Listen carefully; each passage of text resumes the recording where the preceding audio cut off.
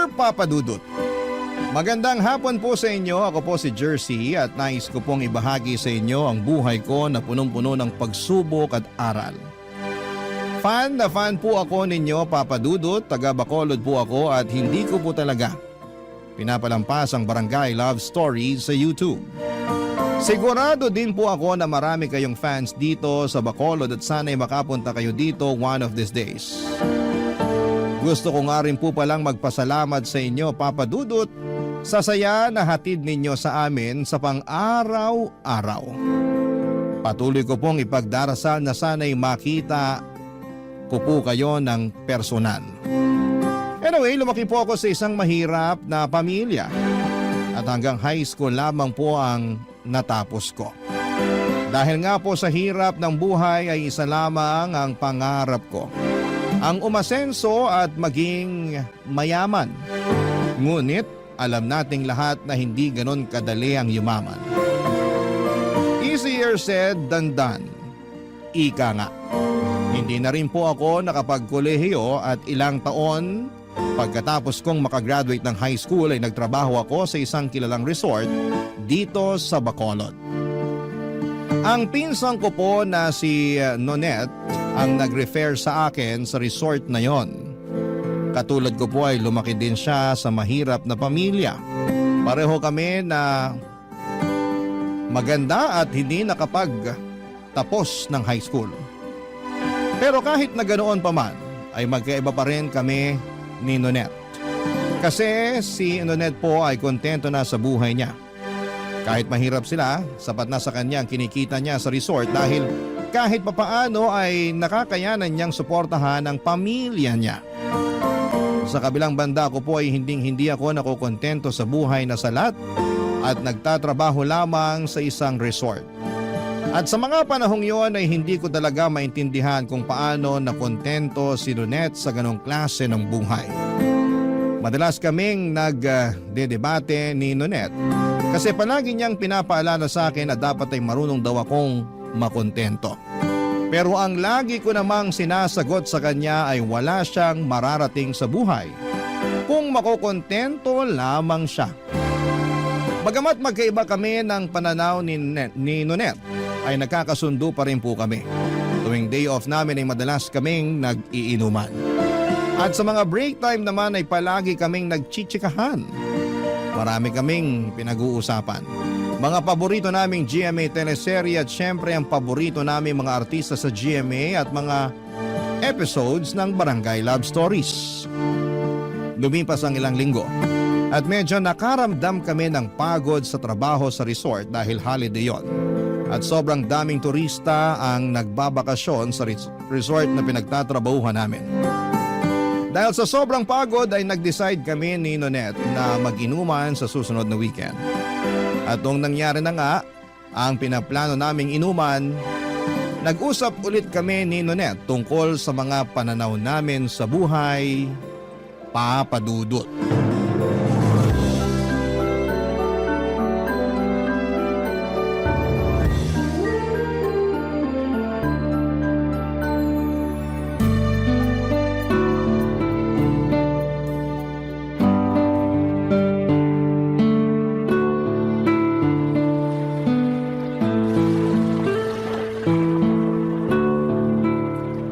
Hoy, Jersey! Ano ba naman yan? Uminom ka na nga! May nakikita na akong lumot sa baso, oh! Aloka ka, Nonette. Mag-relax ka nga. Ito naman. Paminsan-minsan na nga lang tayo mag-enjoy tapos mamadalin mo pa ako. O eto na, inom na po. Bah! Ang tapang! Ay, ayan! Very good!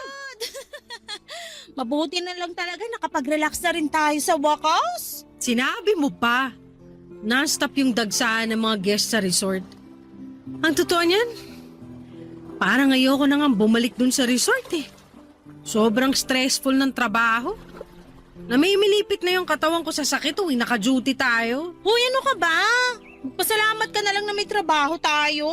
Ay nako, Nonette. Kaya hindi ka umaasenso eh. Ang bilis mo makontento. At ano namang masama doon, Aber? Ano ba? Wala ka bang ambisyon sa buhay? Ayokong tumanda na nagtatrabaho lang sa isang resort, no? Kung tutuusin, sobrang swerte na nga natin at may trabaho tayo kahit high school lang natapos natin eh. Bahala ka, basta ako gusto kong makapag-asawa ng mayaman. Gusto kong makapag-abroad, Nunet. Masyadong maliit ang Pilipinas para sa mga pangarap ko sa buhay. Ay, iba siya! So, anong balak mo? Magpapakasal ka sa AFAM para makaahon sa buhay, ganon? At ano namang masama dun? Alam mo, kung ako sa'yo, gayahin mo na rin ako. Ay, bahala ka dyan. Okay na ako sa buhay ko dito sa Pilipinas. Pwes, ibahin mo ko. Sayang lang ang mga beauty natin kung dito lang rin sa Pilipinas mabubulok. Gusto kong makapag-asawa ng taga-Italy o Spain, ganan. Ambisyosa ka talaga kahit kailan. Kung ambisyosa ako, ikaw naman gaga. Malulugmo ka lang sa hirap sa kagusto mong manatili sa Pilipinas. Hi, Jersey! Akala mo ba madali ang buhay abroad? Ang dami kaya nating kababayan na gustong-gusto na makauwi ng Pilipinas. Tapos ikaw dyan, kating-kati na makaalis ng Pilipinas? Pwes, ibahin mo ako. Kasi I am destined for greater things. Ewan ko sa'yo. O eto baso, uminom ka na lang dyan kasi baka may makita na naman akong lumot sa baso. O eto na. Second time is a charm. Don't English me ha, kasi wala akong naintindihan sa mga pinagsasabi mo. Kagaya kung paano ko hindi maintindihan yung gusto mong manatili ng Pilipinas. My goodness! You are so baduy, ah! Pag ikaw nakapag-abroad, wag na wag kang bumalik ng Pilipinas ha. Ay, girl. Talagang hindi na. Hindi naman ako syunga para gustuhin pang bumalik dito kung sakasakali. Alam mo, di kita magets. Oo, lumaki nga tayo sa mahirap na pamilya at hindi tayo nakapagkolehiyo. Pero kahit papano, swerte ka pa rin naman kasi mabait naman yung mga magulang mo sa'yo. Pero Nunet, ako nagpapaaral sa dalawa kong kapatid. Di ko rin kasi mag-gets tong sina mama at papa. Anak-anak, tapos salat na salat naman sa buhay. Yung tabas ng dila mo! Kaloka ka! Sigurado ako na masasaktan sina tito at tita kung sakaling marinig nila yan. Masisisi mo ba ako? Aminin mo. Alam mo sa sarili mo na may point ako. Anyway, kung hindi ako kayang bigyan ng komportableng buhay ni na mama at papa, pues, ako na mismo ang kakamit nun para sa sarili ko. Ay, mukhang may balak ka ha? So anong plano mo ngayon? Magde-dating site ako. Tumigil ka nga. Sayang lang sa oras yan. Kung ako sa'yo, pagbutihin na lang natin yung trabaho natin sa resort. Malay mo, balang araw ma-promote tayo, di ba? Whatever, manang. Wala sa listahan kong magtagal sa resort na yun. Nako, kung hindi lang kita pinsan, sigurado kung hindi tayo magkakasundo. The feeling is mutual, manang Nonet. Uminom ka na nga lang. O, eto baso. Hoy, ang daya mo ah. Kanina pa ako inom ng inom dito. Ang totoo niyan, medyo nahihilo na ako. Wait ka lang dyan. Kukuha lang ako ng tubig. Sobrang saya namin ni Nonet sa maliit na get-together namin sa beach noong araw na yon. At syempre hindi nawala ang mga palitan namin ng opinyon tungkol sa buhay. Matapos ang ilang linggo ay balik trabaho na naman kami sa resort. Si Nonet kahit na pagod ay patuloy pa rin sa laban. Samantalang ako ay ramdam ko na yung matinding burnout. Hindi ko maintindihan kung paano siya nakakapagtiis at nakakayanan ang trabaho namin sa resort. Sobrang nakakapagod kasi mag-serve ng drinks at pagkain sa mga bisita mula umaga hanggang gabi. Tapos kapag walang bisita ay maglilinis pa kami sa lobby at sa kusina ng resort. Siguro ay napagod na rin ako dahil ako yung nagpapaaral sa mga kapatid ko. Hindi ko talaga maintindihan kung bakit may mga magulang na ang lakas ng loob magbuo ng pamilya. Pero hirap na hirap naman sa buhay. Kaya nga't sinabi ko sa sarili ko na ayaw kong magkaroon ng pamilya. Ang gusto ko lang sa buhay ay ang guminhawa kasama ang mga taong mahal ko at syempre ayaw ko sa Pinoy. Gusto ko ng foreigner. Kasi alam ko na mas mataas ang value ng pera nila sa ibang bansa. Kaya malamang ay magiging sapat ang pera nila para buhayin ako. Simula pa lang ay hindi ko talaga naisip na magpakasal sa isang Pinoy kasi takot akong malugmok pa lalo sa hirap. Nang mga panahong yon, naramdaman ko na yung matinding burnout at lalong lumalakas yung desisyon ko na umalis ng Pilipinas. Sobrang hopeless rin yung paghahanap ko ng foreigner sa dating site. Kasi karamihan sa kanila ay nagpapadala lamang ng malaswang pictures. Grabe. Sobrang nanghinayang ako sa naging experience ko sa dating site.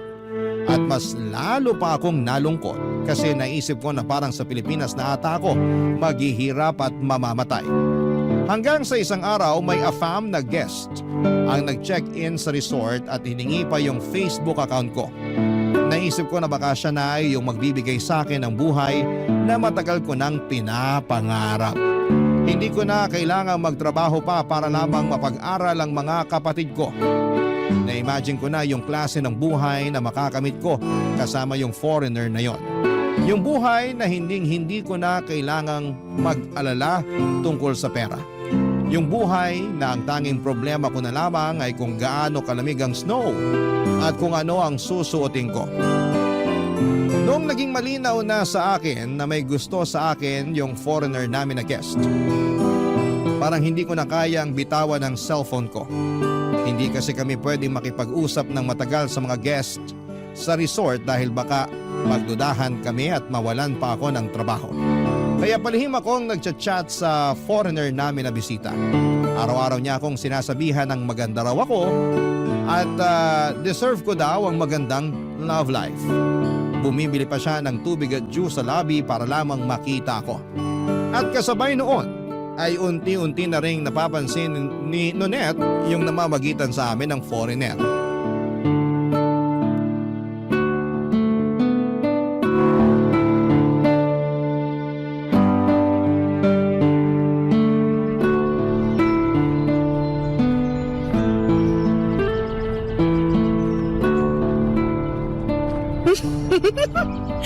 Ang sweet mo talaga. Sobrang gwapo mo pa. Ay, mahuhulog na ata yung panty ko sa'yo. Hoy, Jersey! Yung sahig sa kusina, ang dumi-dumi. Linisin mo na kaya. Patay tayo pag nakita ng boss natin yun. Ikaw nakaisip, di ba? Eh di ikaw ang gumawa. Kakaloka, utusan mo pa ako. Hoy, nilinis ko na yung 2 CR. At isa pa, ikaw ang naka-assign na maglinis ng kusina ngayon. At pwede ba mamaya ka na mag-cellphone? Pag tayo nawala ng trabaho, sinasabi ko sa'yo. Ako, tong babaeng to, oh. Inggit ka lang kasi may kachat ako. Ha? May nahanap ka ng kachat dun sa dating site na sinalihan mo? Hindi galing sa dating site to. Pero mas kabog. Halika rito. May bubulong ako sa'yo. Pero ipangako mong wala kang pagsasabihan, ha? Puro kakalokohan. Bakit? Ano ba kasi yun? Yung guest sa room 14, palagi nang nagchat-chat sa akin. Alam kong may gusto yung foreigner na yun sa'yo kasi palagi kanyang tinititigan. Pero Jersey, bakit umabot na sa chat? Sigurado ako masisisante ka pag nalaman ng boss natin to. Manahimik ka nga dyan, Manang. Wait lang, ha? I love you too. So sweet. Ang landi mo talaga? Mamatay ka sa inggit. Jersey, sa totoo lang, natutuwa ako para sa'yo. Kasi bilang pinsan mo, masaya ako na may love life ka kahit papano. Pero kasi, may tamang oras at lugar para dyan. Lalong-lalo na guest pa natin yung chinachat mo. Sumabay ka na lang kasi. Hindi naman ako mapapahamak kung hindi ka magsusumbong, di ba? Jersey, binigyan tayo ni boss ng salary increase nung nakaraang linggo. At kung ibabudget mo lang yung pera mo, sigurado ako na hindi ka mahihirapan. Yun na nga yun. Ayoko mag-budget. Bakit ako magtitipid kung may lalaki naman kayang ibigay sa akin ng lahat ng gusto ko with no limitations whatsoever, di ba? Pagkisip-isip ka nga. Hindi pa nag-iisang linggo simula nung nakilala mo yung foreigner na guest. Masaya ako na may nagpapakilig sa'yo, pero sana naman, kilalanin mo muna yung tao. Isa lang ang kailangan ko malaman, Nonette. At yun ay ang laman ng wallet niya. Ay, speaking of, alam mo ba na ang daming tig-1,000 sa wallet niya? Tapos ang dami-dami niyang credit card. Sus, may sinasabi ko sa'yo yung sinasahod natin sa isang buwan, parang 1 oras niya lang ata kinikita. Kaya naman pala kinikilig ka dyan. Kasi nakita mo na pala yung laman ng wallet niya. Huy, aminin mo, gwapo rin naman siya, di ba? Sinasabi ko sa iyo, Nunet, hindi ko na to pakakawalan. Wala ka na talagang ibang inisip kundi pera, ang magkaroon ng mayamang asawa at ang makapag-abroad. Kung gusto mong mabulok dito, be my guest. Pero wag ako. Bahala kang amagin dito. Hoy, naririndi na ako sa kaka-Ingles mo. Naluloka na ako sa'yo, ha? Bakit ba kasi hindi ka nalang makontento dito? Yung mga foreigner nga dito mismo sa Pilipinas nagre-retire kasi nagagandahan sila dito. Tapos ikaw naman nuknuka ng... ano nga ulit yung tawag nila dun? Yung mas sinusuportahan mo pa yung ibang bansa kaysa sa sarili mong bansa? Colonial mentality. Oo, yon. Ikaw yon. Ikaw na ikaw. Walang duda. Okay, sige, sabi mo eh. Ay, ayan, nag-chat na nga. Pakinggan mo, sabi niya, I want to meet you after your shift. Ay, perfect! This is it na talaga. My dreams are finally coming true. Bakit di ka na lang kasi mag-focus sa pagpapaaral sa mga kapatid mo? Hello! Kung tutusin, hindi ko naman talaga obligasyon na pag-aralin sila, no? Responsibilidad yun ng mga magulang ko. Mabuti pa nga sa ibang bansa kasi may family planning yung mga tao dun. Pero dito sa atin, wala. Kaya tignan mo yung nangyari. Yung mga magulang ko nakaasa sa akin. Sobra ka naman. Kung tutusin, hindi nga nanghihingi ng pera sa'yo sina tito at tita eh. Kahit matatanda na sila, kumakayod pa rin sila para lang matustusan yung pang-araw-araw nyo. Ganun pa rin yun. Sa akin pa rin nila inaasa ang pagpapaaral sa mga kapatid ko. Sukang-suka na ako sa ganung siste. Ang yaman ng mga magulang ko eh. Ang yaman sa mga responsibilidad na inatang sa akin. Deserve ko yung buhay na wala akong obligasyon. Yung akin lang lahat ng pera ko at wala akong tinutustusan na kung sino. Grabe ka naman. Hindi ba bukal sa kalooban mo yung pagtulong mo sa kanila? Hindi! At hindi na ako makapaghintay na makalabas ng Pilipinas.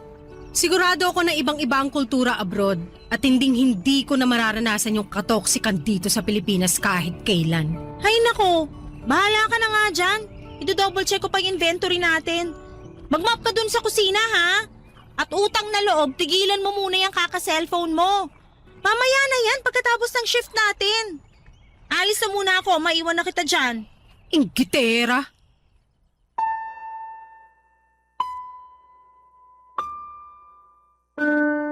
Papadudod pagkatapos ng shift ko ay nakipagkita ako ng palihim sa foreigner na guest namin sa resort. Sobrang guwapo niya, papadudot. Mukha siyang Hollywood actor, ang puti ng kutis niya at yung lips niya ay sobrang kissable. At noong gabing yon ay hinalikan niya ako at syempre sobra akong natuwa at ginusto ko ng labis yung halik na yon. At habang tumatagal, hindi ko na masyadong nakakabanding si Nonet kasi sobrang abala na ako sa foreigner. At dumating yung punto na naging kami na ni Afam. Nag-extend pa siya sa resort para lamang makasama ako at mas lubos niya akong makilala. Hindi ko na rin masyadong kinikwento kay Nonet yung mga nangyayari sa amin ng foreigner kasi parang kontrabida na siya. Tuwing nag-uusap kami ay puro siya duda at tanong tungkol sa Afam na boyfriend ko. At mas lalo pa kaming nag-aaway tuwing sinasabi niya na hindi ko pa raw kilala ang jowa ko. Feel ko no mga panahong yon ay naiinggit lamang si Nonet sa akin. Kasi aasenso na ako sa buhay kasama ang aking Afam na jowa. Habang siya ay single at abala sa trabaho namin sa resort. Makalipas ang ilang araw ay pinag-resign na ako ng foreigner sa resort na pinapasukan ko. Hindi ko talaga makakalimutan yung saya at tuwa na nararamdaman ko noong sinabi niya yon. Kasi ibig sabihin noon ay handa siyang panindigan ako. At kasama sa paninindigan ng foreigner yung perang ibibigay niya sa akin. Nakakaloka, papadudot, para akong nanalo sa loto. Gwapo, mayaman, mabait, parang ako na ata ang pinakaswerteng babae ng mga panahong yon. At sigurado ako na maiinggit ang kahit na sino na makakaalam tungkol sa love life ko kasama si Afam. At syempre tutol na tutol si Nonet sa ginawa kong pag-resign sa resort. Pero ano pa ba ang aasahan ko sa pinsang ko na yon? Halata namang naiinggit lamang siya sa takbo ng buhay ko. Tuluyan na ngang nag-check out si Afam sa resort at nag-rent siya ng condominium unit.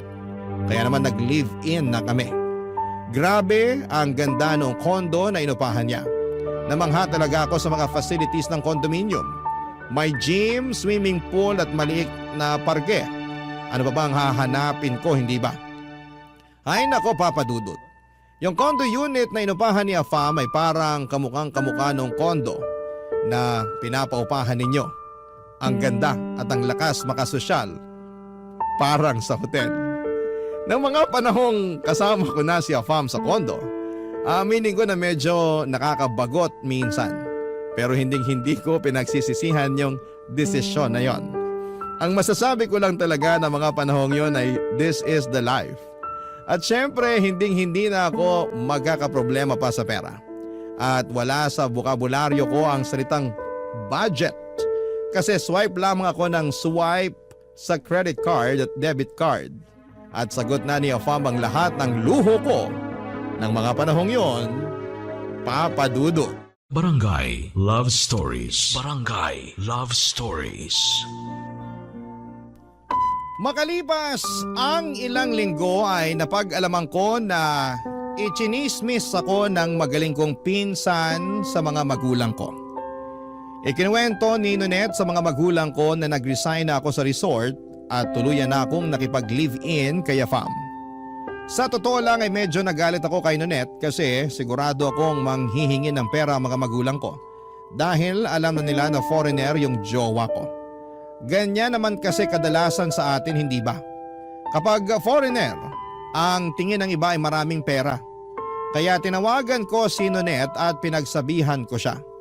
Pero ang sabi niya sa akin ay nagwo-worry lamang daw siya sa akin, kaya niya ikinuwento sa mga magulang ko yung mga tungkol sa pakikipagrelasyon ko at pakikipag-live-in kay Afam. Nainis na lamang ako at binabaan ko ng telepono si Nonet noong araw na yon. Lumipas ang ilang linggo at tumawag sa akin ang mga magulang ko at pinakiusapan ako na bayaran ko na raw yung tuition fee ng mga kapatid ko. Sa totoo lang ay naiinis din ako noong narinig ko yon. Kasi ang nasa isip ko na mga panahong yon ay baka abusuhin na ako ng mga magulang ko. Lalo na ngayon na alam nila na may kinakasama akong Afam. Nanindigan ako noong mga panahong yon at sinabi ko sa mga magulang ko na babayaran ko pa rin yung tuition fee ng mga kapatid ko. Pero hindi ko dadagdagan yung pera ang ibibigay ko.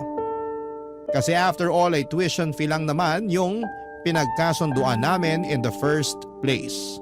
At sinabi ko rin sa mga magulang ko na once nakapagtapos na yung mga kapatid ko ng high school ay hindi na ako magpapadala para sa pangkolehiyo nila.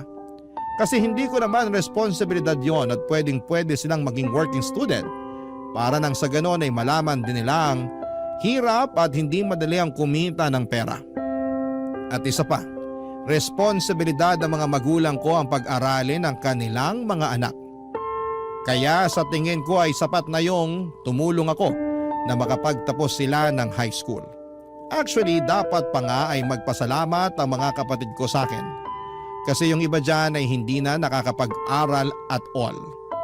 Makalipas nga ang ilang buwan ay nag-level up na ang relasyon ko with the fam, Papa Dudut. Gusto na niya akong dalhin abroad at doon na manirahan na kasama siya. Eto na yon, yung matagal ko nang inaasam-asam. The moment I've been waiting for is finally coming true.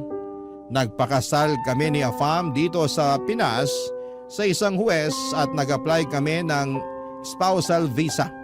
Pagkatapos ay napakahabang proseso ay naging successful naman ang lahat.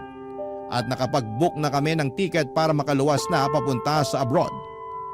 4 days bago kami nakaschedule umalis ng Pilipinas, tinawagan ko si Nonet at niyaya ko siyang pumunta sa isang bar para sa isang maliit na celebration o konting inuman. At fortunately ay pumayag si Nonet na makipagkita sa akin noon, Papa Dudut.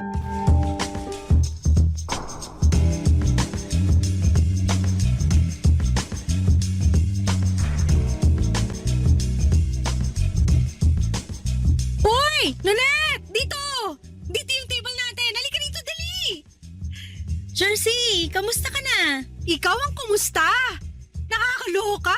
Kumusta yung trabaho mo sa resort? Nakakabagot pa rin ba? Mabuti na lang talaga at nag-resign na ako doon. Anyway, ayan. Nag-order ako ng maraming pagkain. Tapos bumili ako ng 2 tower ng beer. It's party time! Inuman na! Ah, bakit?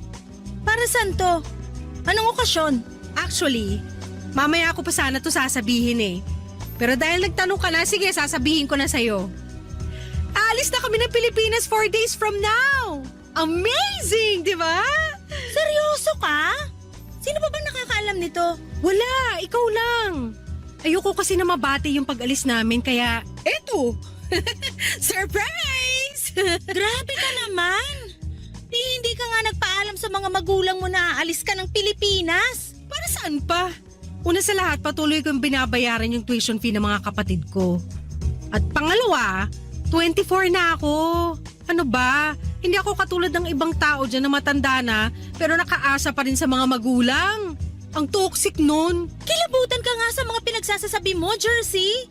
Dapat nagpaalam ka pa rin sa mga magulang mo. Nonet, yung mga teenagers nga sa abroad, 18 years old pa lang bumubukod na sa mga magulang nila. Kaya hindi umaasenso ang Pilipinas eh. Tigilan mo yung pagkukumpara ng Pilipinas sa ibang bansa kasi magkaiba ang kultura natin sa kanila. Pero hindi ibig sabihin nun, pangit na yung kultura natin. Kalimutan mo na yung sinabi ko. Sorry, nakainom na kasi ako eh. Ano ba naman, ang tagal mo kasing dumating. Kaya inunahan na kitang uminom. Sige na, inom na. Ang dami pa nating uubusin oh. Sorry, pero wala ako sa mood uminom ngayon. Hello? Sinabi ko naman sa'yo na sa bar tayo magkikita, di ba? Tsaka isa pa, ano bang inaarte mo dyan? Meron ka ba ngayon? Sa totoo lang, hindi na ako natutuwa sa pinapakita mong asal. Nagbago ka na. Alam mo ba na sobrang nasaktan sina tito at tita nung pinamukha mo sa kanila na nagiging pabigat sila sa'yo? Tapos sinabihan mo pa daw sila na tigilan na nila yung kakaasa sa'yo? Nonet, sinabi ko lang naman sa kanila na wala silang mapapala sa akin kahit may foreigner na ako. Kasi ayoko naman na gawin nilang ATM yung asawa ko, no? Alam mo mismo sa sarili mo na simulat sa pool yung pag-aaral lang ng mga kapatid mong hinihingi nilang tulong sa'yo. At sa tingin mo, okay lang yon? Alam ko na matagal ka ng maldita. Pero hindi ko inaasahan na may mas lalala pa pala. Ang laki ng pinagbago mo. Hoy, kung tutuusin, kasalanan mo lahat ng to. Kasi ikaw mismo ang nagchismis sa mga magulang ko yung tungkol sa pakikipagrelasyon ko sa isang foreigner. Tinatanong nila ako kung kamusta ka na raw kasi hindi ka na raw nagre-reply sa mga text nila. Malamang, pagkatapos mo ba naman sabihin sa kanila na nakikipagrelasyon ako sa foreigner, I'm sure manghihingi ng pera yung mga yun. Akala ko noon ambisyosa ka lang, pero hindi. Nuknukan ka rin pala ng yabang. Ngunit wag mo kong simulan. Inimbitahan kita dito to have a good time, hindi para sermonan ako. Sorry pero awang-awa na ako kina tito at tita. Matatanda na sila, dapat hindi mo sila tinatrato ng ganon. What's the big deal? Nandiyan naman yung mga kapatid ko para alagaan sila. Tama na yan, Nunet. Nasabi ko sa'yo, kaya na nila yun. Makapagsalita ka, parang di ka nila anak ka. Alam mo, Nunet, sa totoo lang, sana hindi na lang nila ako naging anak. Jersey, sana man lang makipagkita ka at magpaalam ka ng maayos sa mga magulang mo bago ka umalis ng Pilipinas. Kahit yun na lang. Maawa ka naman sa kanila. May mas malalaki akong plano sa buhay. Ang target ko ngayon, magkaroon ng resident visa at patatagin ang relasyon naming mag-asawa. Bibisita na lang ako dito kapag naging residente na ako abroad. Bahala ka. Teka, saan ka pupunta? Hindi pa nga natin nauubos yung mga in-order ko. Uuwi na ako. Sana maging masaya ka sa piling ng asawa mo sa ibang bansa. Ba't nagagalit ka, ha? Kasi sobrang baluktot ng pangangatwiran mo at hindi ko na kayang umupo dito habang pinapakinggan kang minamalit ang mga magulang mo. Sabi ko na eh. Matagal ka nang naiinggit sa akin kasi nagawa ko mag-resign sa buwisit na resort na yon. Habang ikaw, wala kang choice kundi magpatuloy sa trabaho mo ron. Pasensya ka, Nunet. Pero hindi ko kasi hawak ang tadhana. Hindi ko kasalanan kung sa ating dalawa mas pinalad ako kaysa sa'yo. Sige, laitin mo pa ako at baka makalimutan ko na pinsan kita. Inimbitahan kita dito kasi gusto ko na mag-enjoy tayo bago ako umalis. Pero sa pinapakita mo sa akin ngayon, pinagsisisihan ko pa na niyaya kitang uminom. Bahala ka sa buhay mo. Wait lang! Sayang naman yung in-order kong pagkain. Gusto mo ba ipa-take out ko na lang sa waiter? Total, alis ka na rin naman. Pakidaan na lang sa bahay namin. Ibigay mo kina mama at papa yung ipapa-take out ko. Ba't mo ba iutos sa akin? Ikaw mismo magbigay sa kanila. Ay, wag na pala.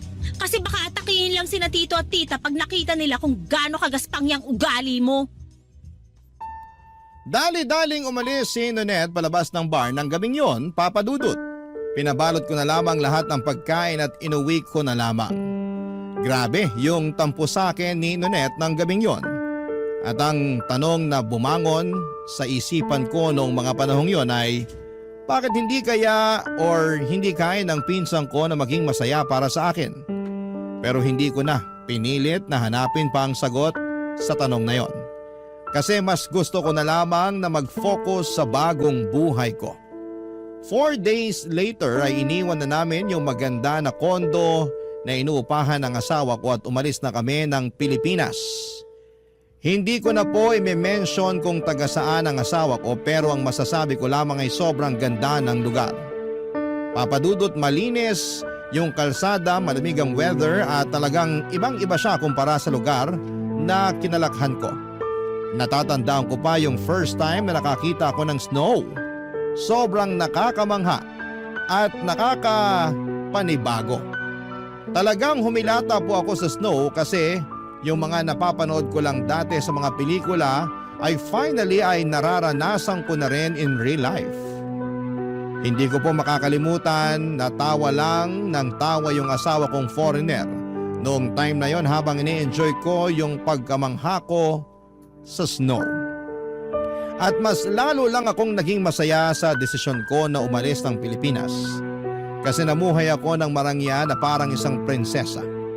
Yung cabinet ko noong time na yon ay punong-puno ng sapatos at jacket kasi hindi ko na kailangang mamili pa kung ano ang bibilhin ko. Kapag may dilema ako between 2 or more items, I don't choose. I buy them all. Ganon ako ka-spoiled at kamahal ng asawa ko. Mapapasana all na lang talaga ang lahat sa buhay ko na yon. At tungkol naman sa mga naiwan na tao sa Pilipinas ay kinausap ko lamang sina mama at papa tuwing nagpapadala ko ng pera para sa tuition fee ng mga kapatid ko. Si Nonette naman ay hindi ako kinakausap. Pero friends pa rin kami sa social media. At somehow ay iyon ang naging assurance ko na okay pa kami kahit papaano. Kasi hindi pa niya ako binablock. Lumipas sa mga linggo at naging mapayapang takbo ng buhay ko sa ibang bansa. Hanggang isang araw, nabigla ako nang bigla akong tawagan ni Nonette. Hindi ko inaasahan na tatawagan niya ako kasi matagal-tagal na rin since nung last time na nagkausap kaming dalawa, Papa Dudut.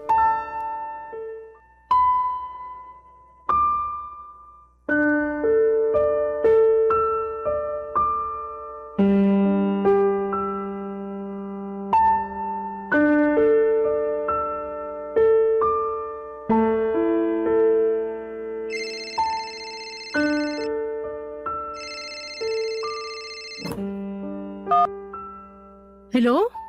Nonette? Jersey! Uy! Ang tagal na mula nung huli tayo mag-usap ah.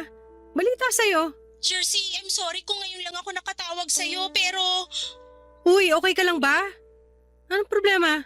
yung mama mo kasi… Tungkol ba to sa tuition fee ng kapatid ko? Huwag ka mag-alala, nakapagpadala na ako sa kanya last week.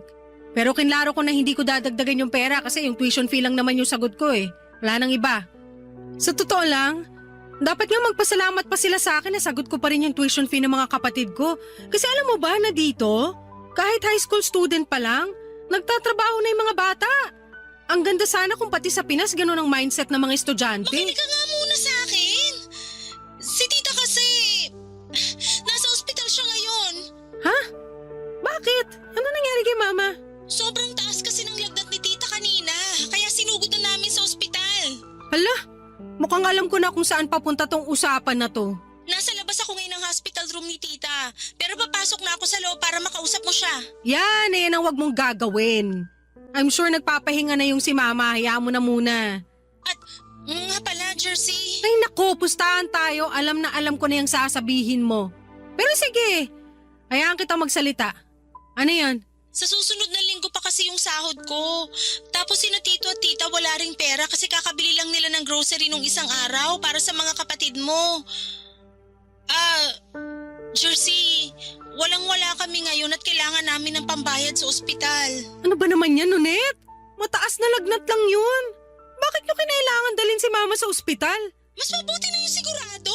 Tapos ngayon ako tong kinukulit nyo. Ewan ko ba?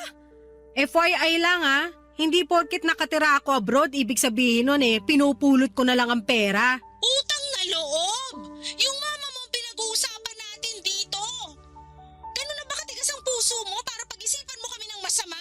Hindi mo ako masisisi kasi yan naman talaga yung gawain ng mga kamag-anak na naiiwan sa Pilipinas, diba? Yung manghingi ng pera sa kamag-anak nila na nagtatrabaho abroad at yung humilata na lang habang nag-aantay ng pasalubong. Naririnig mo ba ang sarili mo? Nakapag-abroad at nakapag-asawa ka lang ng foreigner, nagkakaganyan ka na? Sabihin mo na kung anong gusto mong sabihin pero hindi mo may tatanggi na may point yung pinagsasasabi ko. Siguro kung nandito ka lang sa Pilipinas, kanina pa kita sinampal. Subukan mo at ihilahin ko yung buhok mo hanggang sa makalbo ka. Wala ka ng pag-asa. Sarili mong mga magulang pinagsasalitaan mo ng ganyan. Pinako lang sa'yo yung pag-aaral ng mga kapatid mo, nagkakaganyan ka na? Mismo! Pinaako! Pinaako sa akin ng isang bagay na hindi naman dapat pinaako sa akin in the first place. Ano ako, retirement fund para sa mga kapos? Hindi ko na-enjoy yung buhay ko ng lubusan kasi kinailangan ko silang tulungan. Kinailangan ko magtrabaho agad pag graduate ko ng high school para matustusan ng pag-aaral ng mga kapatid ko. Yung mga magulang ko makaprecho rin kasi. Hikahus na nga kami. Gusto sa private school pa magtapos mga kapatid ko. Napakawalang kwenta talaga ng mindset na yon. O tapos ngayon na nakabangon na ako sa buhay, oras na para bumawi ako sa sarili ko. Hindi mo man lang ba naisip na kahit matanda na yung mga magulang mo, nagtatrabaho pa rin naman sila? Kaya na nga nilaglat si tita dahil sa sobrang pagod. Resulta yan ng pangit na family planning. At isa pa, lumaki ako na hindi nakakaranas na makonfine sa ospital kahit may sakit ako. So, Ayoko na! Ayoko na makipagdiskusyon pa sa'yo. Sumasakit lang yung dibdib ko tuwing naririnig ko yung mga pinagsasasabi mo. Halatang halata na hindi ka na magbabago. Pero huwag kang mag-alala. Ako na bahala kay tita. Maghahanap na lang ako ng paraan para mabayaran yung bill namin sa ospital. Hindi na kami hihingi ng kahit anumang tulong na galing sa'yo. Sana lang talaga hindi ka gambalain ng konsensya mo. Sarili mong nanay ayaw mong tulungan. Ibang klase ka rin naman. maniwala ka sa akin, makakatulog ako ng mahimbing sa gabi kasi namumuhay ako ng payapa dito na walang inaabalang tao, Nonet. Kayo lang naman tong gumagambala sa akin Babayaran ko yung tuition fee ng mga kapatid ko hanggang sa makapagtapos sila ng high school. End of story. Sige na, bababa ko na to. Buisit kang babae ka. Wala kang kwentang pinsan at wala ka rin kwentang anak. Sobra kong napikon pagkatapos naming mag-usap ni Nonet, Papa Dudut. Ang gusto ko lang naman talaga ay mamuhay ng tahimik at payapa kasama ang asawa ko. Ang hangad ko noon ay makapag-move on at makapag-move forward sa bagong buhay ko nang hindi ako nagagambala. Kaya nung tinawagan ako ni Nonet ay sobrang napikon lang talaga ako. Kasi parang ang tingin ko sa mga tao sa paligid ko, hinahabol lamang ako dahil alam nilang foreigner ang asawa ko. Gaya nga po ng nabanggit ko kanina ay lumaki po ako na salat sa buhay. At hindi ko po makakalimutan kung paano yinurakan yung pagkatao ko. Lalo na noong bata pa lamang ako.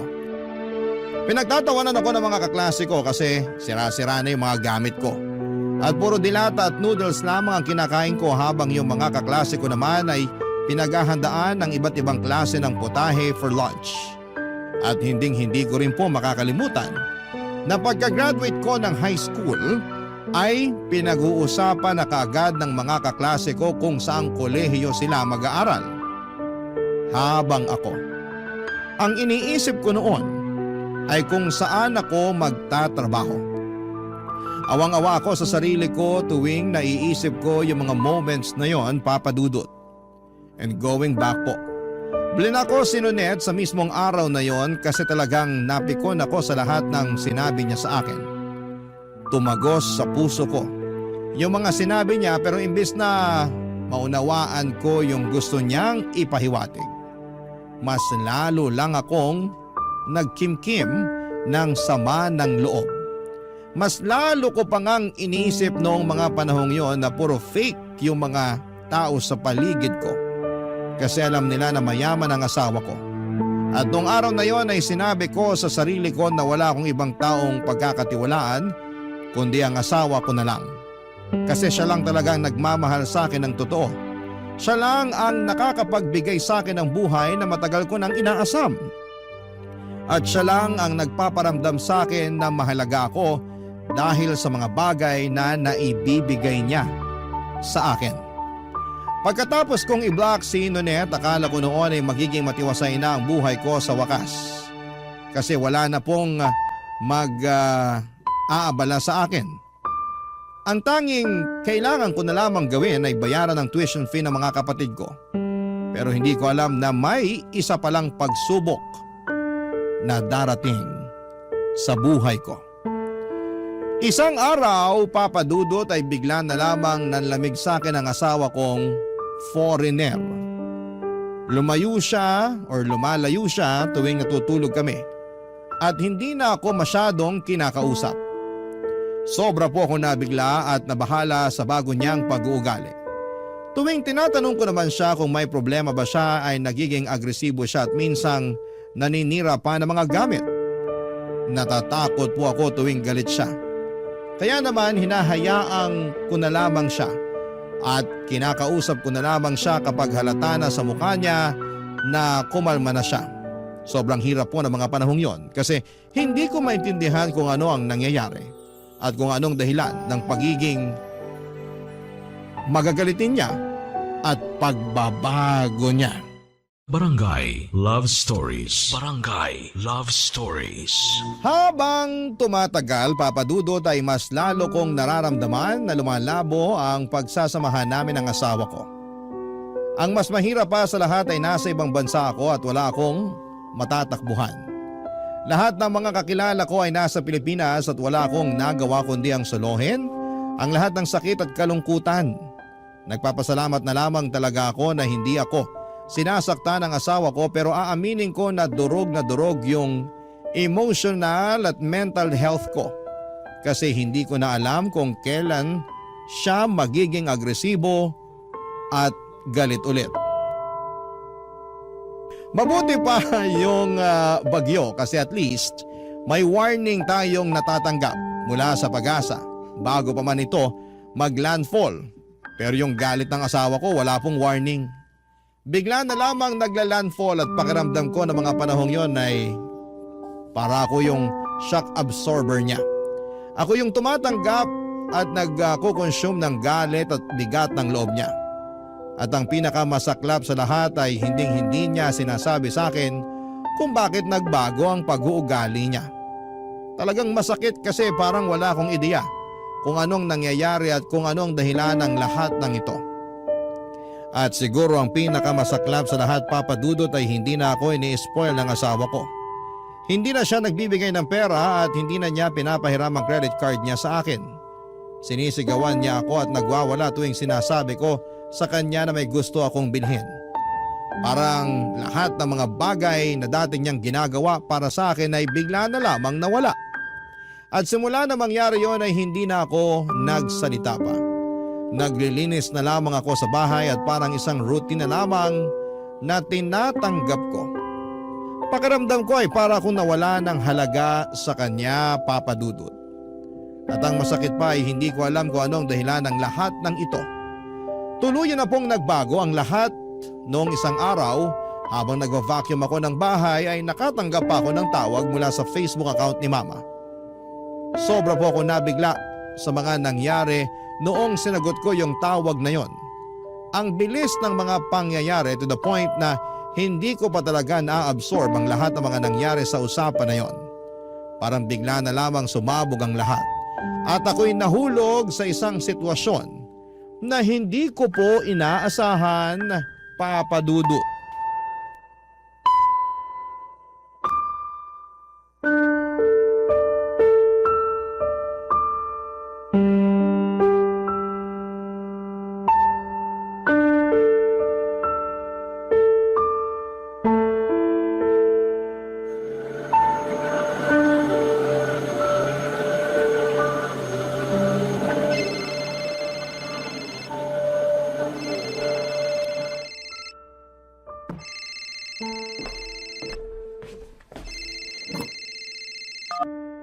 Hello?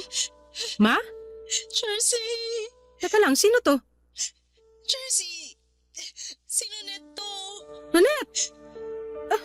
Bakit nasa yung cellphone ni Mama? At bakit ka naman napatawag? Ano na naman ang kailangan mo sa akin? Wala akong kailangan sa'yo! So bakit ka nga napatawag?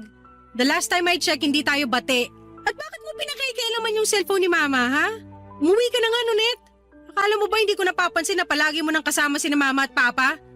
Masyado kang bida-bida eh. Makinig ka muna sa akin! Oras kong sinasayang mo. Magsalita ka na. Jersey! Si tita kasi...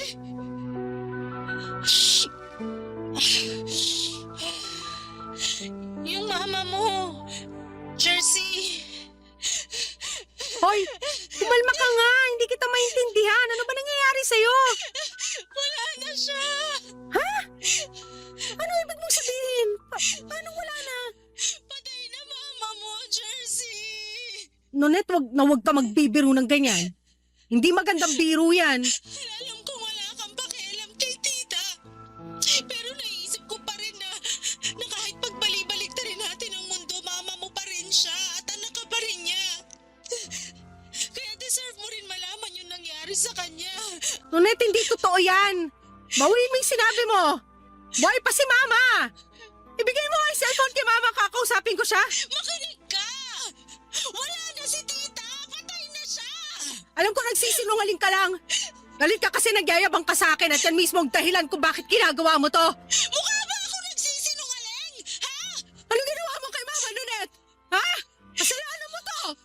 Pambira kang babae ka! Paano ko naging kasalanan to, ha? Ikaw ang palaging kasama ni Mama.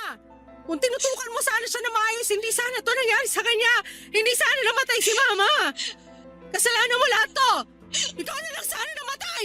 Hoy, babae! Makinig ka sa akin ng mabuti, ha? Namatay si tita sa typhoid fever. At kung nagpadala ka lang sana ng konting tulong, sana nabigyan ng sapat na treatment si tita. Pero anong ginawa mo? Walang-wala kami noon pero nagawa mo pa rin kaming pag-isipan ng masama. Tinakwil mo kaming lahat. At ako na yung tumayong anak ni tita kasi hindi ako katulad mo na walang puso. Ako yung nag-aalaga kay tita habang nagpapakasasa ka sa yaman ng foreigner mo. Wala kang karapatan na husgahan ako. Hindi ko ginusto to. Pero ginusto mo. Ito mismo yung gusto mo, di ba? Yung mawala sa landas mo yung mga magulang mo. At nangyari na nga, Jersey. Wala na si tita.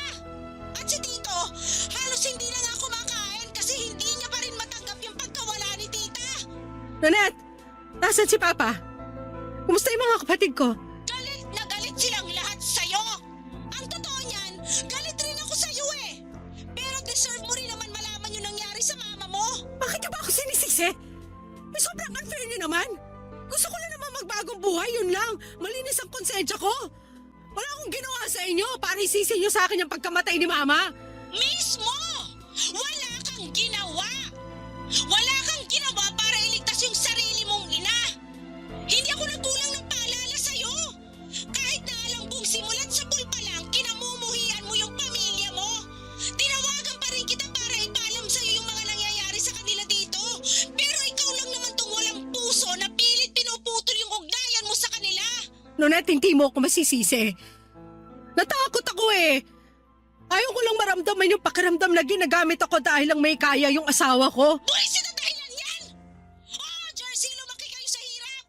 Hindi ka nabigyan ni na tito at tita ng komportable na buhay, pero ni minsan, hindi ka nila minaltrato! Wala silang ginawa sa'yo para kamuhian mo sila ng ganito katindi! Alam mo kung bakit malapit ang loob ko kina tito at tita? Dahil alam ko sa sarili ko na mabuti silang tao! Kaya ako nasasaktan tuwing pinagsasalita mo sila ng masama! Ang sabihin mo, sinisiraan mo ko. Kaya ka lumalapit kina Mama at Papa dahil chinichismis mo sa kanila bawat detalye ng buhay ko. Para kang linta at ahas sa pinagsama. Yang inggit mo sa akin, nanunuot sa buto. Kaya mo ako sinisiraan kasi hindi mo matanggap na mas maganda na ngayon ang buhay ko kaysa sa buhay mong patapon pa rin hanggang ngayon. Kahit kailan, hindi ako nainggit sa'yo! Alam mo kung bakit? Kasi puno ng galit at poti ang buong pagkatao mo. Wala ka na nga sa Pilipinas pero hindi ka pa rin nagbabago. Ang kapal ng mukha mo para husgahan ako. Bawiin mo yung sinabi mo. Ayoko sanang sabihin to, pero sa palagay ko, mas matatahimik na si tita ngayon. Kasi hindi na niya mararanasan ang pangapi mo sa kanya. Sobrang nagulantang po ako nang sinabi ni Nonette na patay na si Mama. Nang malaman ko na yung unang beses na nagka-high fever siya, typhoid fever pala yun. Isang sakit na nakamamatay na madalas ay hindi agad natutukoy. Doon ko na na-realize na parang ako yung may kasalanan. Pero ayokong aminin noon kaya lahat ng sisi ay ipinasa ko po kay Nonette. Pero habang tumatagal ay naisip ko na naging sakim at madamot ako. At yun ang isa sa mga dahilan kung bakit hindi nabigyan ng tamang treatment si Mama. Sobrang lungkot ko po noon at gusto ko sanang makadalaw sa Pinas. Pero wala akong pera at may hindi rin kami pagkakaintindihan ng asawa ko. Alam ko na magagalit siya kapag nalaman niyang nagbabalak akong umuwi, kaya nagtiis na lamang muna ako at hindi na ako nakadalo sa libing ni Mama. At si Nonette at Papa na lamang ang gumawa ng paraan para maitawid ng maayos ang burol ni Mama. At dahil nga hindi na ako binibigyan ng asawa ko ng pera, ay hindi ko rin nakayanan na magpadala para sa libing ni Mama. Lumipas ang mga gabi papadudot at nagtuloy-tuloy ang mga bangungot ko. Lahat ng nightmares ko, isang tao lang ang palaging laman, si Mama. Ang pinaka nakakatakot siguro ay yung nakita ko ang mukha ni Mama na puno ng dugo habang sinasakal niya ako at humihingi ng tulong. Hindi ko na kinaya kasi tumagal-tagal na yung mga ganong panaginip ko at pati konsensya ko ay binabagabag na ako. Kaya't ikinuwento ko na sa asawa ko lahat ng mga nangyari kay Mama at nagbabaka sakali akong bibigyan niya ako ng pera para makadalaw ako ng Pinas. Ang akala ko talaga ay dadamayan at maintindihan ako ng asawa ko. Pero imbes na damayan ako, sinampal niya ako at muling nagwala. Galit na galit siya. Sabi niya isawang-sawa na raw siya sa pagwawaldas ko ng pera niya mula pa noong umpisa. Ibinulgar din niya ang dahilan kung bakit nagbago ang ugali niya ay dahil nalugi na raw ang negosyo niya at kamakailan lang ay nag-file na siya ng bankruptcy. Na-overwhelmed daw siya dahil mawala na sa kanyang negosyong or nawala na ang negosyong pinaghirapan niya ng ilang taon. Pero hindi ako nakapagpigil, Papa Dudut. Sumabat ako at sinabi ko sa kanya na hindi sapat na dahilan yon para maltratuhin niya ako. Mas lalo siyang nagwala at doon ko naramdaman na wala ng pag-asa ang relasyon namin. Kaya unti-unting ibinenta ko na online yung mga bags ko, mga sapatos at shirts na pinamili ko hanggang sa nakalikom po ako ng sapat na pera para makabalik na sa Pilipinas. Tinakasan ko ang asawa ko at umuwi na ako sa amin. Noong nakarating ako sa amin ay itinakwil ako ni Papa at ng mga kapatid ko. Ako pa rin ang patuloy nilang sinisisi sa pagkamatay ni Mama. Wala na akong trabaho noon at wala na akong ibang malapitan kaya naman nag-decide ako na mag-apply muli sa resort kung saan ako dati nagtatrabaho. At agad akong natanggap. Pero iba na ang takbo ng lahat. Kasi si Nonette na pala ang naging manager habang ako ay bumalik sa pagiging all-around staff. Sobrang bagsak na bagsak ang pride ko ng mga panahong yon. Lumipas ang mga buwan at hindi ko na kinaya ang mga pangyayari sa buhay ko.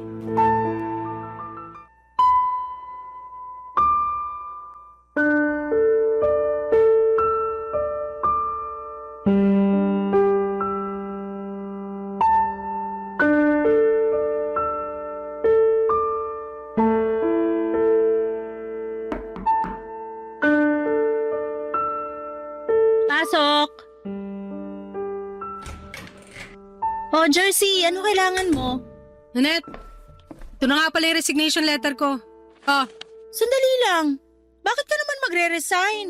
Napapasahod ka naman namin na maayos ah. At isa pa, kulang tayo sa staff ngayon. Nakahanap na kasi ako ng bagong trabaho. May hindi kasi nasabi sa akin. Anong totoong dahilan? Ba't biglaan tong resignation mo? Nakahanap na nga kasi ako ng bagong trabaho. Yung totoo, Jersey. Gusto mong malaman kung bakit ako magre-resign, ha?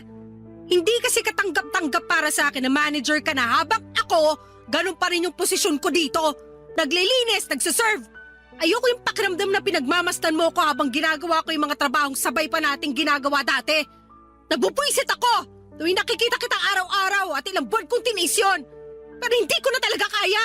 Teka nga lang, kung makapagsalita ka, bakit parang ako yung sinisisi mo?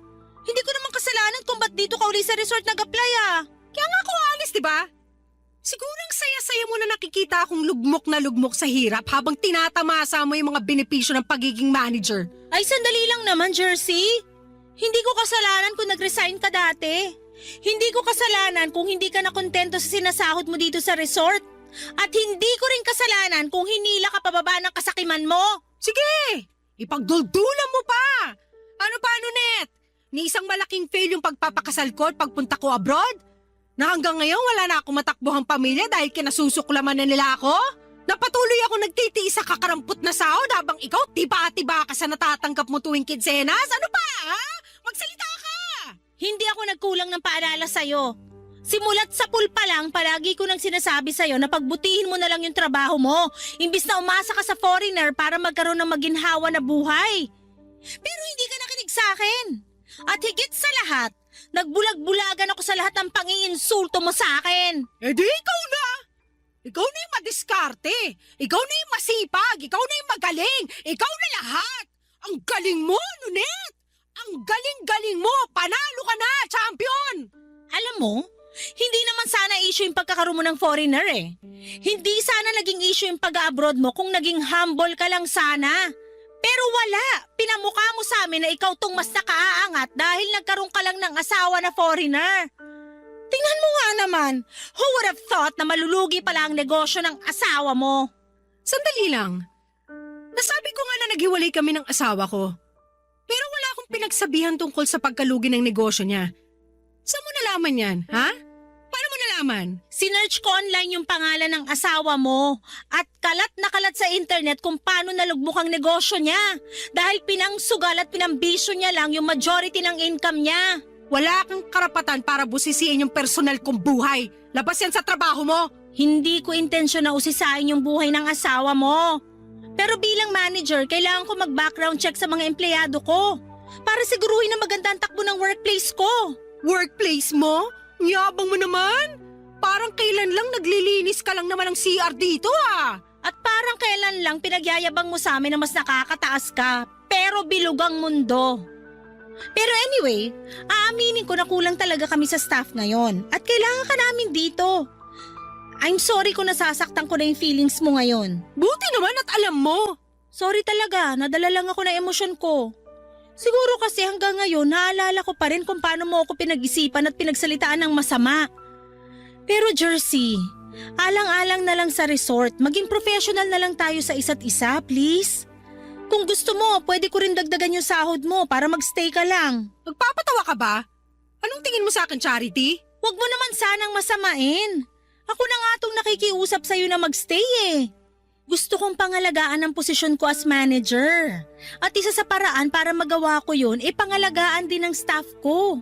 At syempre kasama ka dun. So gagamitin mo pa talaga ako para iangat yung sarili mo? Kapal din naman talaga ng mukha mo. Hindi ganun yon. Ginagawa ko lang yung best ko as your manager. Hindi ko kailangan ng awa mo. Mas pipiliin ko na lang maghirap kaysa patuloy mo kong kaawaan. Tanggapin mo na yung resignation ko. Hindi ko na kailangan ng trabahong to. At mas lalong hindi na kita kailangan.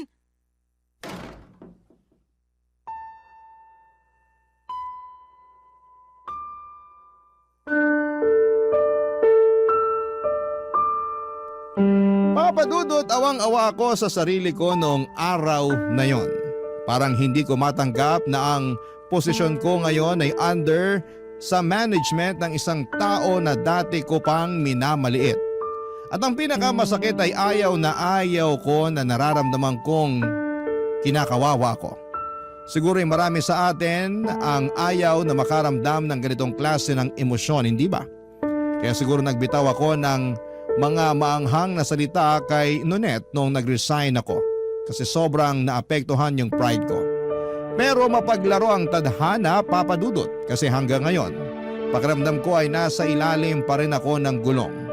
Ayoko pong sabihin kung anong trabaho ko ngayon, baka mabash po ako ng mga kabarangay natin, pero sabihin na lang po natin na mas mababa na ang posisyon ko at ang sahod ko kumpara noong nasa resort po ako nagtatrabaho. Grabe po yung naging experience ko sa buhay. Para siyang roller coaster, mabilis at nakakahilo. Pero sa ngayon ay mas natutunan ko ng pahalagahan yung maliit na bagay. Hanggang ngayon ay naaalala ko pa yung takot at trauma tuwing nagagalit at nagwawala ang dati kong asawa na Afam. Hindi man ako mayaman ngayon pero at least wala na akong kinakatakutan at mas malaya na akong nakagagalaw. Sa ngayon po ay naghahanap ako ng murang abogado kasi bala ko nang ipaanal ang kasal namin para makapagsimula ulit ng panibagong buhay.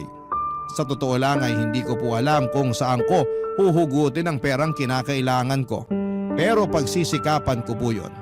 Wala na po akong contact sa ex-husband ko pero friends kami sa Facebook at nakita ko na may bago na siyang partner. Sa totoo lang ay gusto ko na sanang i-chat yung babae niya para bigyan siya ng warning tungkol sa ex ko pero pinipilit ko na lamang na mag-move on. Ito, Dear Papa Dudut, mapagpalang araw po Papa Dudut, ako po si Chen at okay lang kung hindi ninyo baguhin ang pangalan ko. Taga-Tagum City nga po pala ako at nag-iisang anak naman ng mga magulang ko na pareho na pong retirado. Dating pulis si tatay at dati namang sekretary sa barangay si nanay. Sa 28 years po na nag-i-exist ako noon sa mundo, ay isang beses pa lamang po ako nagkaroon ng boyfriend. Yung naging boyfriend ko pa noon ay nalaman ko na isa palang bakla. Kaya pagkatapos niya ay wala nang naging kasunod pa. Masyado po kasing istrikto ang mga magulang ko. Madalas ko pong dinadaan sa biro ang pagiging strikto nila, Papa Dudut. Sinasabi kong hindi naman ako kagandahan para paghigpitan. Para lang hindi ko masyadong isipin na sa edad kong yon noon ay hindi pa rin ako malayang mag-decide ng mag-isa para sa sarili ko. Sinasabi naman ng mga kaibigan ko na may choice ako na ipaglaban ang gusto ko. Pero hindi ko yon ginawa bilang respeto na rin kina nanay at tatay. Kahit kasi strikto sila, hindi naman sila naging masamang magulang. Gusto lang talaga nila na mapabuti ako kaya umabot sila sa ganon. Isa pa ay wala naman akong plano na tumandang dalaga na lamang. Nakikipag-usap naman ako sa mga gustong makipagkilala sa akin.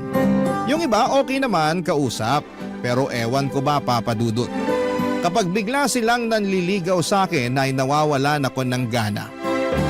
Bigla na lamang akong nag-overthink dahil alam ko na hindi sila basta-basta makakalusot sa mga magulang ko.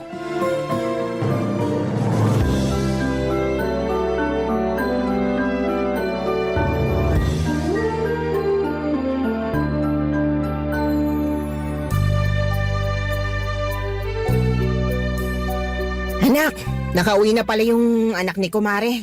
Si Jomar, yung nagtatrabaho sa Belgium. Nakita ko nga po kanina, Nay. Oh, nakita mo na pala siya eh. Nagkausap na ba kayo? Hindi pa po eh. Hindi naman po kami close nun. Ay sus, babagal-bagal ka naman anak.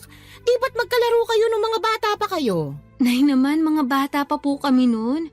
Matatanda na kami ngayon. Hindi na kami pwedeng maglaro. Tsaka sigurado ako may girlfriend na yun. Wala pa. Nakausap ko na siya kanina. Nak, tama nanay mo. Makipagkilala ka na kay Jomar. Boto ko sa batang yun para sa'yo. Madiskarte sa buhay at may magandang trabaho. Mabuntis ka man niya, wala kaming aalalahanin. Tay naman, Hindi nga po kami close nun eh. Tapos yung iniisip nyo nasa pagbubuntis na. Ay, ang hina mo naman anak. Ang gusto namin ng tatay mo, makipaglapit ka na kay Jomar habang single pa siya. Baka sa mga susunod na araw, magulat ka na lang na may iba nang nililigawan yun. Baka pagsalita naman po kayo parang kagusto-gusto ko. Paano naman po kung hindi ako type ni Jomar? Tsaka hindi rin po ako na-attract sa kanya. Sus, mahalaga pa ba yung atrak-atrak na yan? Dapat practical na ngayon sa pagpili ng lalaki. Doon ka sa kaya kang buhayin at hindi ikaw yung bubuhay sa kanya. Pero tay, kaya ko naman po magtrabaho sa sarili ko. Anak, gusto rin namin na magkaapo. At mangyayari yun kung mag-aasawa ka na. Kapag nag-asawa na po ako, mahahati na yung atensyon at suporta ko sa inyo. Paano ko pa kayo niyan mabibigyan ng maalwang buhay? Hindi na po kayo bumabata. Kami pa idadahilan mo wala na kaming magagawa ng nanay mo kung sadyang tumatanda na kami. Isipin mo yung sarili mo. Pero hanggat maaari, gusto naming doon ka mapunta sa lalaking alam namin na mabibigyan ka ng magandang buhay. At sa tingin niyo po si Jomar yun? Oo! Hay nako nay, tay. Mas gusto ko na po yung ganito. Kesa ipagpilitan ko yung sarili ko sa lalaking hindi ko naman gusto. Magugustuhan mo rin siya. Subukan nyo lang na mag-date. Siguro naman, sapat na yung isang gabi para maging malapit kayo sa isa't isa. Kayang-kaya nyo naman ibalik yung pinagsamahan nyo nung mga bata pa kayo. Tay, iba na po yung sitwasyon ngayon. Sobrang tagal na po nung sinasabi nyo, kaya imposible talaga na magustuhan ako ni Jomar. Lalo na ngayon, sigurado ako na marami na siya nakilalang magagandang babae sa Belgium. Kaya malamang, mataas ng standards niya pagdating sa mga nakakarelasyon niya. Hindi naman siya lugi sa'yo Maganda naman trabaho mo. Teacher ka, maayos ka sa sarili. Tsaka, hindi ka naman pangit, anak. Kahit ano pa pong sabihin nyo, hindi talaga ako makikipag-close kay Jomar. Ay, nasasabi mo lang yan ngayon kasi hindi pa kayo nagkakausap.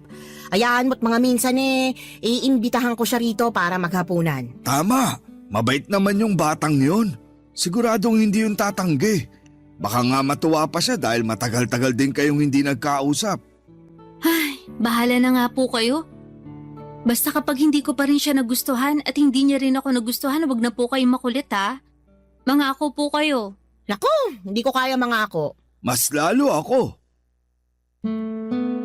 Papadudod sa kabila ng pagtanggi ko na makipag-close o magpaligaw sa kapitbahay naming si Jomar ay naging mapilit pa rin ang mga magulang ko. Pinuntahan nila si Jomar para kausapin. In-invite nila si Jomar sa bahay para doon maghapunan. Kaya naman kahit na naiilang ako sa kanya ay napilitan akong kausapin siya.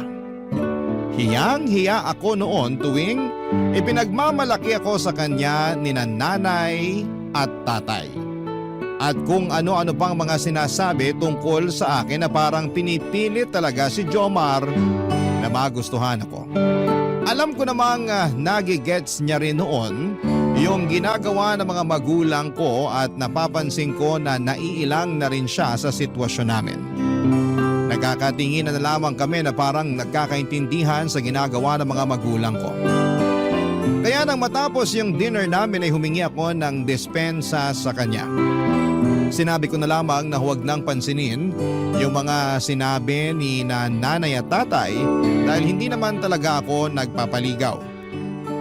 Pero papadudot, hindi ko po akalaing magbabago ang takbo ng pag-iisip ko pagdating sa love life ko noong makilala ko ang bagong security guard namin sa school na si Arjen.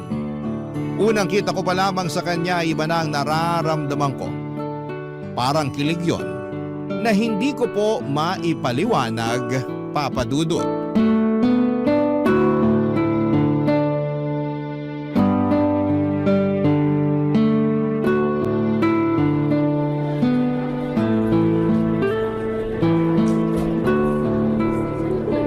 Aba, may bago na palang security guard dito sa school. Good morning, Ma'am Pretty. Good morning. Napalitan na pala si Manong guard dito. Nagpalipat ba siya? Nag-resign na po siya, Ma'am. Actually, tito ko po siya. Kaya nung nag-resign siya, inirekomenda niya ako dito sa school. Ganun ba? Opo, Ma'am. Ay, siya nga po pala. May nasabi sa akin si Tito tungkol sa isa sa mga teacher dito na mabait tsaka maganda. Siya raw po yung madalas na nagbibigay ng banana bread sa kanya. Si Manong talaga. Kunento pa talaga niya yun. Favorite ko kasi yung banana bread kaya nagbe-bake ako. Minsan napaparami yung gawa ko kaya nagdadala ako dito sa school. Naisipan ko siyang bigyan. Hindi ko naman akalaing magugustuhan pala niya. Kaya every time na nagbe-bake ako, naiisip kong isama siya sa mga pinagbibigyan ko. Paano po yan? Wala na siya rito. Baka naman po pwedeng pamangkin naman yung bigyan. Hindi ko pala mahiyain, no? Nako, hindi po talaga. Tsaka sayang din po kasi yung pagkakataon na makatikim ako ng espesyal na banana bread. Ha? Paano naman naging special yung banana bread ko? Kasi dumaan sa mga kamay mo, ma'am. Unang tingin ko pa nga lang sa'yo, alam ko nang masarap kang magluto. Alam mo, ibola mo na ako. Hayaan mo, pag nag-bake ulit ako, dadalhan ulit kita. Iyon oh. Thank you, ma'am. Pero may bayad. Basta luto mo, ma'am, walang problema. Alam mo, nakakatuwa ka. Ang gaan mong kausap. Teka, saan ka nga pala naka-duty bago ka napunta rito? Sa pawn shop po, ma'am. Bakit ka umalis doon? Nako, mahabang kwento po, ma'am. Okay. Uunti-untiin ko po para lagi niyo akong kausapin tuwing maaga kayong pumapasok. Ay, ganon? Opo, ma'am. Masaya rin po kasi kayong kausap. Pero sa totoo lang po, akala ko kanina susungitan niyo ako eh. Ha? Ano ka ba? Hindi ako ganon. Feeling ko nga, ganda-gandahan ako kapag ginawa ko yun eh. Pero hindi talaga. Sanay na yung mga tao rito na palangiti ako at masayahin. Ganyan-ganyan po yung tipo ko sa mga babae, ma'am. Yung tipong kapag kausap ka, hindi ako mahihiya o mahiilang kasi kaya akong sabayan. Ibig sabihin masayahin din yung girlfriend mo. Kaya pala mukha kang inspired eh. Wala pa po akong girlfriend, ma'am. Marami naman po ako nakakausap pero ang hirap po talagang makahanap ngayon ng matinong babae. Paano naman naging mahirap? Marami pa namang matitino ngayon ah. Marami nga po, ma'am. Pero hindi ko alam kung saang parte ng Pilipinas ko sila hahanapin. Tsaka ang tanong po ron, magugustuhan kaya ako? Sa taas po ng standards ng mga babae ngayon, walang pag-asa yung kagaya kong mabait lang. Grabe ka sa sarili mo. Pogi ka naman ah. Talaga, ma'am? Salamat po ah. Walang anuman. O paano, tuloy na ako ah. Galingan mo sa trabaho mo. Ma'am, sandali lang po. Bakit? Ano po kasi, pwede po ba kitang ayain mamaya para kumain sa labas? Pagkatapos po ng klase nyo? Titingnan ko. Ayos! Thank you, ma'am. Have a nice day! Papadudot dahil magaan ang loob ko kay Arjen ay madali niya akong napapayag dugtungan yung mga kwentuhan namin. Matapos ang klase ko at tapos na rin ang duty ni Arjen ay kumain kami sa labas para makapagkwentuhan.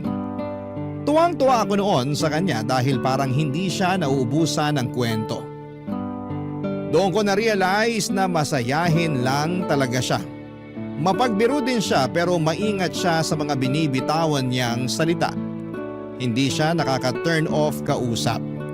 Nag-offer ako noon na mag-share kami ng ginastos namin dahil may kamahalan po talaga doon sa kinainan namin. Pero nagulat ako nang sabihin ni Arjen na bayad na niya dahil nagpa-reserve na siya para sa aming dalawa. Napatanong tuloy ako sa kanya dahil alam ko kung magkano ang sinasahod ng SG sa school namin. Tinanong ko siya kung may sinusuportahan siyang pamilya pero sinabi niya sa akin na okay na raw ang mga magulang at mga kapatid niya. Kaya sa kanya na lamang talaga napupunta ang buong sweldo niya. Papadudot bago matapos ang pag-uusap namin ng gabing yon ay tinanong ako ni Arjen kung may balak pa raw ba akong pumasok sa isang relasyon o mananatili na lamang akong single forever. Sumagot naman ako ng oo, pero pagkatapos noon ay wala na siyang ibang sinabi.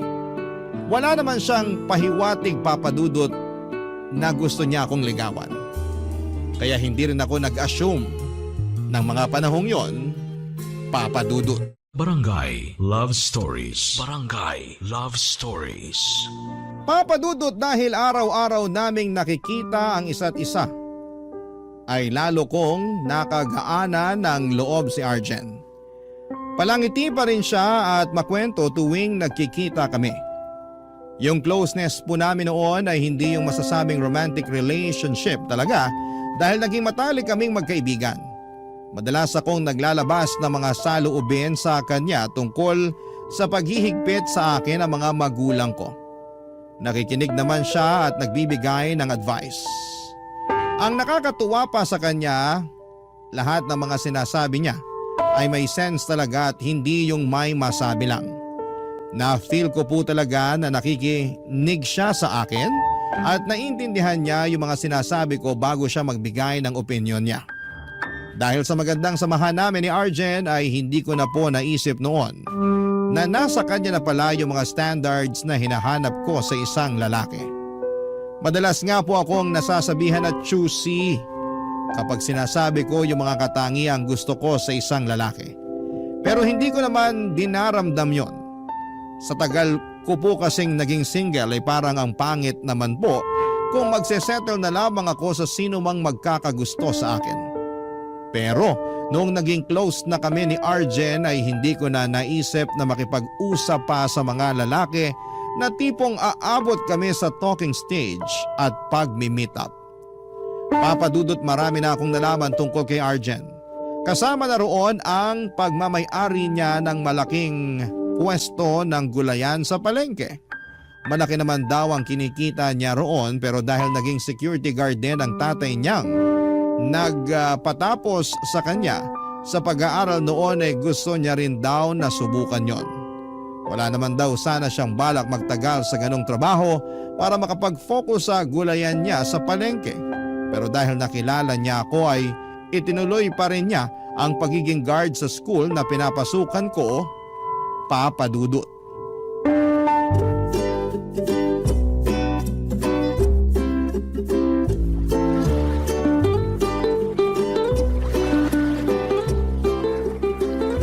Jen, Oh, bakit? may experience ka na ba? Para ka naman tanga magtanong. Kumakain yung tao eh. Sinakto ko talaga na hotdog yung kinakain mo. Itsura mo, oh.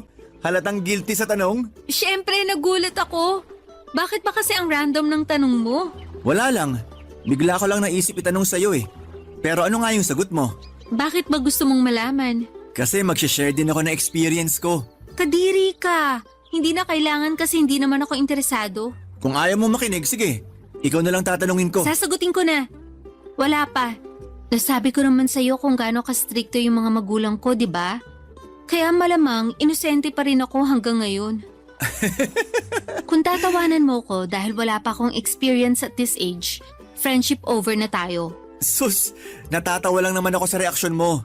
Pero yung pagiging inosente mo, malabong tatawanan ko yon. Dapat nga maging proud ka pa na sa ganyang edad, naalagaan mo sarili mo eh. Bihira na lang yung babaeng ganyan. Pero sa totoo lang, baka kung nakailang boyfriend na ako, baka hindi na ako inosente. Nanghihinayang ka ba? Hindi naman. Alam mo kasi, mas mabuti na yung ganyan ka. Parang kikilabutan ako sa'yo kapag natuto ka ng mga kalokohan eh. Bakit napunta na sa akin yung usapan? Di ba may ikukwento ka? Meron nga. May naging girlfriend kasi ako dati. Medyo wild.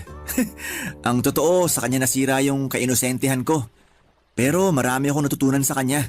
Gaya ng? Sigurado kang gusto mong malaman? Hindi, wag mo nang ikwento. Nakakailang kasi. Oo na, hindi na. Mas gusto ko yung komportable ka sa pinag-uusapan. Ganito na lang, may itatanong ako sa'yo. Ano ba yun? Kailan ka magkaka-boyfriend? Kapag may nanligaw na sa akin tapos nagustuhan ko siya. Paano kung wala ka nang magustuhan? Eh di tatanda kang dalaga? Okay lang. Ay, napaka-choosy mo naman kasi. Ligawan kaya kita? Ha? Parang gulat na gulat ka naman. Type pa ba yung mga kagaya ko? Pag-isipan mo muna mabuti. Paano kung type nga kita? Papayag ka na bang manligaw ako? No pressure. Okay lang kahit di mo muna sagutin yon. Basta okay tayo. Oo naman. Okay tayo. Sana pala di mo na ako nagtanong. Parang nahiya na ako bigla. Bakit ka naman mahihiya? Eh kasi baka mamaya hindi mo naman pala ako type. Kinabahan ako bigla. Nung nakikipagkilala ka pa lang sa akin, kasama na ba sa intensyon mo na ligawan ako? Honestly, oo. Pero ayoko madaliin lahat. Kaya kinaibigan muna kita para mas makilala natin yung isa't isa. At para malaman ko rin kung dapat ko pa bang ituloy yung plano ko. Kasi kung mas magiging okay ka at mas magiging komportable ka sa akin kapag magkaibigan lang tayo, irerespeto ko yun. Talaga? Oo naman. Makakaasa ka na walang magbabago sa pakikitungo ko sa'yo. Salamat, Arjen. Wala yun. Siyempre, matik na yun sa akin. Alam nga namang sayangin ko lang yung pinagsamahan natin dahil hindi mo ako type. Walang ganon. Solid to. Papa Dudut, wala naman po akong sinabi noon na hindi ko type si Arjen. Pero hindi ko muna sinabi kung ano ang totoong nararamdaman ko para sa kanya. Dahil hindi ko pa siya naiharap sa mga magulang ko. Noong time na yon ay sigurado na ako na si Arjen yung lalaking matagal ko nang hinihintay na makilala. Sa kanya lang ako naging ganon kakomportable. Pakiramdam ko ay pwede kong gawin lahat ng bagay kapag siya ang kasama ko ng walang halong panghuhusga. Kapag magkasama kami ay mas nailalabas ko ang totoong ako. Yung hindi ako takot magkamali sa mga salitang binibitawan ko.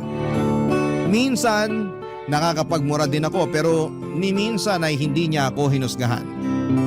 Nang makasigurado ako na si Arjen na talaga yung lalaking gusto ko, hindi na ako nagpaligoy-ligoy pa noon, Papa Dudut. Sinabi ko sa mga magulang ko na may kaibigan akong ipapakilala sa kanila. At gaya ng inaasahan ko ay hindi sila natuwa dahil alam kong si Jomar pa rin ang gusto nila para sa akin. Pero hindi rin naman sila tumanggi na makilala si Arjen. Siguro gusto rin naman nilang bigyan ng chance. Kaya nung araw ding yon ay tinawagan ko si Arjen para imbitahan sa bahay namin nung wala akong pasok sa school. Bago magtanghalian ay dumating na siya sa bahay namin, Papa Dudut.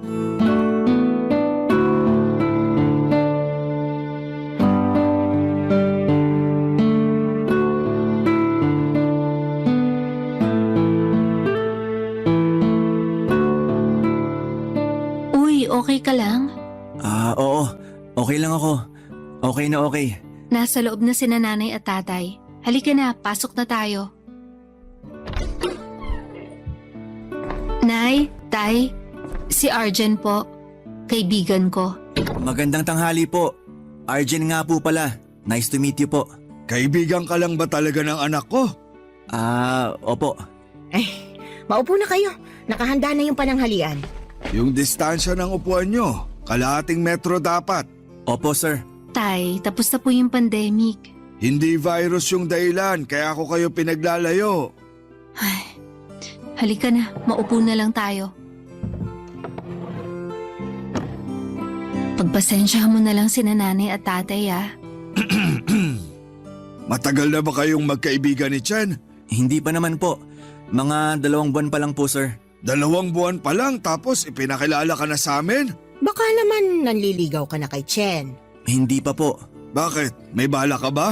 Ay nako, mabuti pa. Kumain na tayo bago pa mapunta kung saan tong usapan. Mabuti pa nga po, Nay. Kuha ka na ng kanin mo. Ay, alam mo ba, sweetheart? Ang mahal na ng bigas ngayon. Konting kanin na lang kukunin ko. Marami naman akong kinain kaninang umaga. Tikman mo yung putsero ni nanay. Hindi ka magsisisi. Alam mo, sweetheart, pati karning manok ang mahal na rin. Yung patatas na lang ata titikman ko. Naku, yung saging, patatas at repolyo, ginto na rin ang presyo.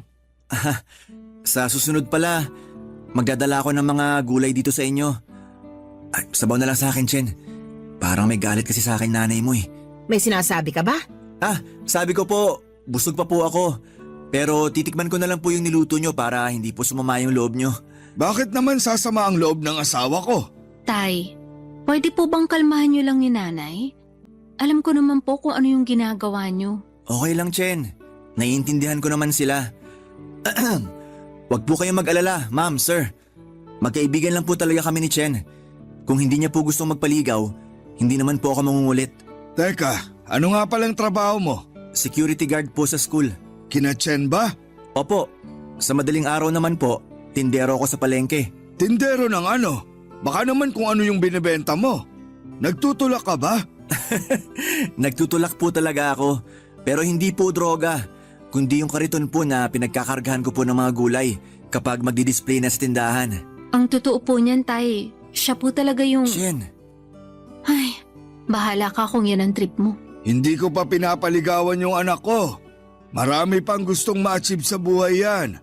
Kaya kung may balak ka, wag mo nang ituloy. Tay, magkaibigan nga lang po kami. Ganyan din yung madalas na sinasabi ng inaanak ko kay kumpare.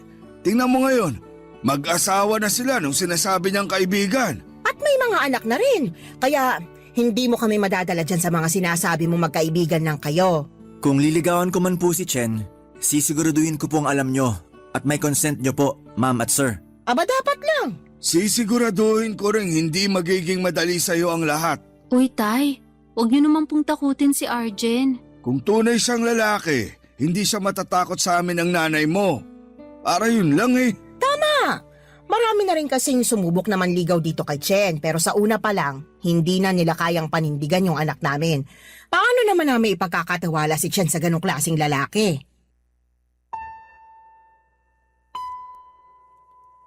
Papadudot kahit na nahiya ako sa naging pagtrato ni nanay at tatay kay Arjen.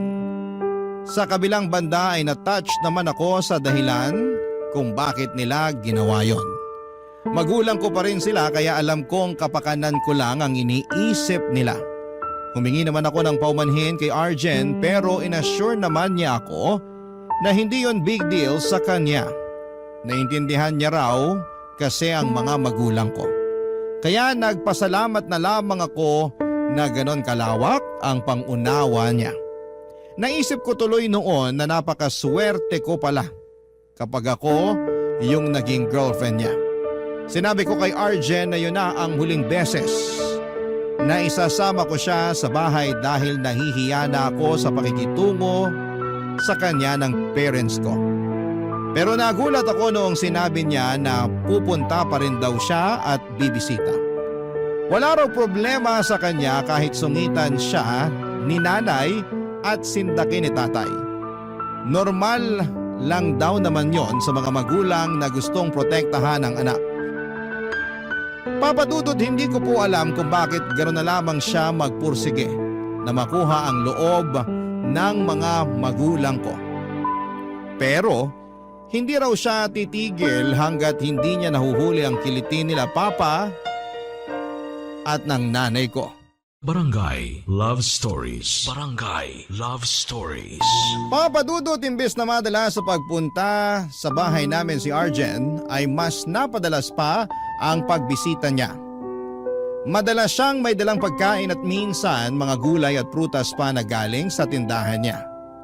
Pero kahit halos araw-araw na siya sa amin ay hindi pa rin nagbabago ang pakikitungo sa kanya ng parents ko.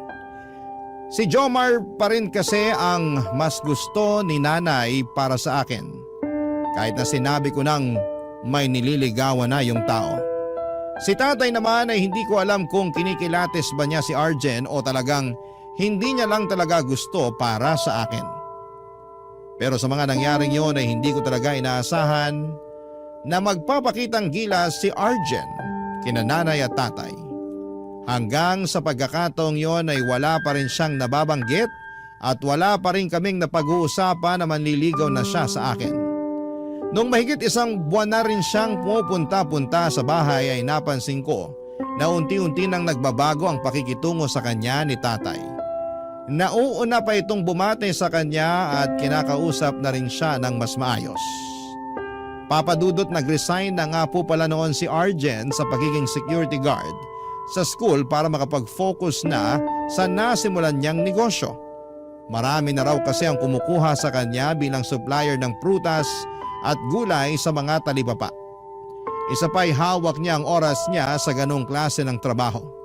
Pero one time papadudot ay narinig ko sila ng tatay ko na nag-uusap sa bahay. Kakauwi ko lang noon pero hindi muna ako pumasok nang marinig ko ang pinag-uusapan nila papadudot.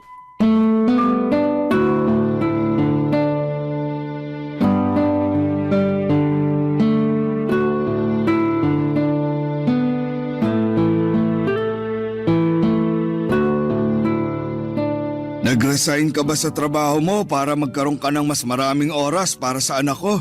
Ang totoo po, isa po yun sa mga dahilan, sir. May balak ka bang ligawan siya? Opo, sana. Pero naghihintay pa po ako ng tamang pagkakataon. Baka po kasi mas gusto niya munang mas kilalanin pa ako. O baka hinihintay niya po na maging pasado muna ako sa inyo. Pero ikaw yung tinatanong ko. Yung sagot mo bilang isang lalaki ang hinihingi ko ngayon. Kung ako lang po yung magdidesisyon, matagal ko na pong niligawan si Chen. Pero naisip ko po na mas maganda kung makikilala niya rin muna ako ng mabuti para hindi niya pagsisihan yung desisyon niya. Sakaling pumayag po siya na ligawan ko siya. Alam mo, didiretsohin na kita. Hindi kita gusto para sa anak ko nung una. Pasensya na kung nahusgahan kita. Pero akala ko talaga nun, hindi ka matinong lalaki.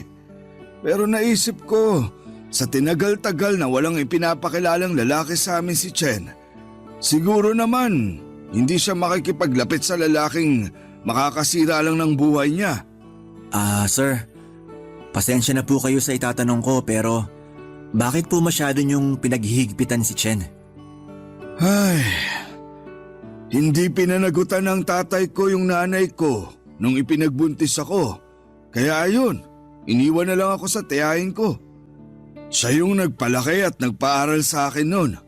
Yung nanay ko, paminsan-minsan lang magbigay ng pera kung kailan niya lang magustuhan. Hindi niya gustong magkaanak na walang tatay yung ama ng bata sa tabi niya at ayokong maranasan yun ng anak ko. Kaya hanggat maaari, kinikilatis ko mabuti yung mga nakikilala niya at inaharang ko kapag alam kong alanganin para sa kanya.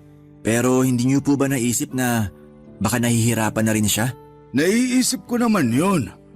Pero kung para sa ikabubuti niya naman, handa kaming tanggapin yung galit o pagtatampo ng anak namin.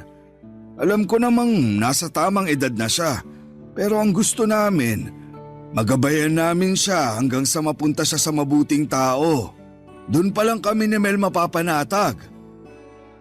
Ay, alam ko rin na yung tingin sa amin ng ibang tao, mukhang pera. Kasi ang gusto namin para kay Chen, yung nakakaluwag-luwag na sa pinansyal. Yun bang hindi nakakailanganing mangutang kapag kinailangan ng malaki-laking gastos? Paano kung halimbawa mabuntis siya? Saan sila kukuha ng panggastos sa panganganak? Masipag naman po si Chen. Tsaka nag-iipon din po siya. Baka nga po yung naipon niya malaki-laki na. Sa tagal niyang pinaghandaan yung pagkakaroon niya ng sariling pamilya. Pero kung ako po yung magiging asawa niya, mas gusto ko po na ako na lang yung magpo-provide para sa amin. Yan! Ganyan mag-isip yung lalaking gusto ko para kay Chen. Teka, baka naman nagpapalakas ka lang sa akin kaya mo sinasabi yan. Hindi po sir. Malinis po yung intensyon ko sa anak nyo. Total, mukhang boto naman po kayo sa akin para sa anak nyo. Baka po pwede ko nang makuha yung blessing nyo para formal ko na siyang ligawan. O siya, sige na. Ibinibigay ko na. Basta iingatan mo yung anak ko. Hindi mo naman kailangang ibigay lahat sa kanya. Basta tratuhin mo lang siya ng maayos. Hindi man mala prinsesa yung turing mo sa kanya, papasan ko naman yung buong katawan ng mananakit sa kanya. Ayokong masaktan yung anak ko. Nag-iisa lang siya kaya kahit na umabot pa siya sa 40, gagabayan pa rin namin siya. Huwag po kayong mag-alala sir. Papatunayan ko po sa inyo na hindi po kayo nagkamali sa akin. Tingnan natin. Siya nga pala, huwag mo na akong tawaging sir. Hindi mo naman ako boss. Tito na lang, okay na yun. Sabi niyo po eh. Papadudot kahit narinig ko ang pinag-usapan nila ay nagpanggap akong walang alam at hindi sila narinig. Pero deep inside ay kilig na kilig ako sa mga sinabi ni Arjen. Na-touch naman ako sa mga narinig ko mula kay tatay. Hindi ko kasi alam yung kwento tungkol kay Lola dahil hindi niya sinabi pa sa akin. Siguro ay ayaw niyang malaman ko na pinabayaan siya ng nanay niya para hindi magbago ang tingin ko kay Lola. Namit ko na si Lola ng 2 beses pero napansin ko na po noon na hindi sila masyadong nag-uusap ni tatay. Papadudot dahil pasado na si Arjen kay tatay ay umamin na siya sa akin nang minsan niya akong inaya para mag-date. Tinanong niya ako kung pwede na raw ba siyang manligaw dahil sigurado na siyang ako yung babaeng gusto niyang makasama. Dahil okay na siya kina nanay at tatay, hindi ko na siya pinahirapan pa, Papa Dudut. Sinagot ko na nga si Arjen.